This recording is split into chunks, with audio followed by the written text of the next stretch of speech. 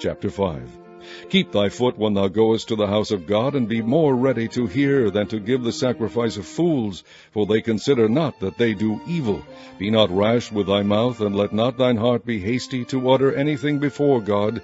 For God is in heaven, and thou upon earth, therefore let thy words be few.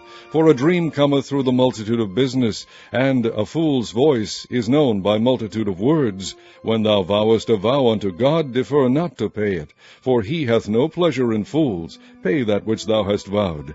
Better is it that thou shouldest not vow, than that thou shouldest vow and not pay. Suffer not thy mouth to cause thy flesh to sin, neither say thou before the angel that it was an error.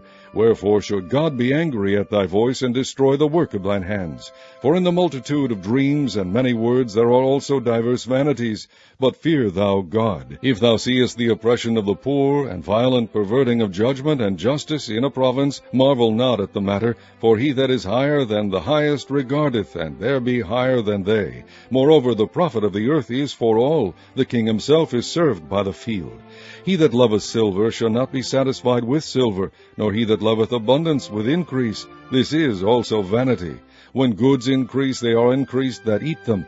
And what good is there to the owners thereof, saving the beholding of them with their eyes? The sleep of a laboring man is sweet, whether he eat little or much, but the abundance of the rich will not suffer him to sleep.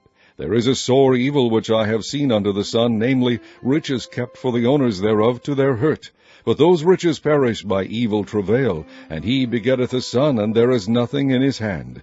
As he came forth of his mother's womb, naked shall he return to go as he came, and shall take nothing of his labor which he may carry away in his hand.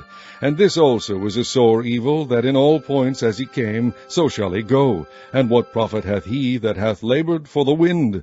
All his days also he eateth in darkness, and he hath much sorrow and wrath with his sickness. Behold, that which I have seen, it is good and comely for one to eat and to drink, and to enjoy the good of all his labor that he taketh under the sun all the days of his life, which God giveth him, for it is his portion.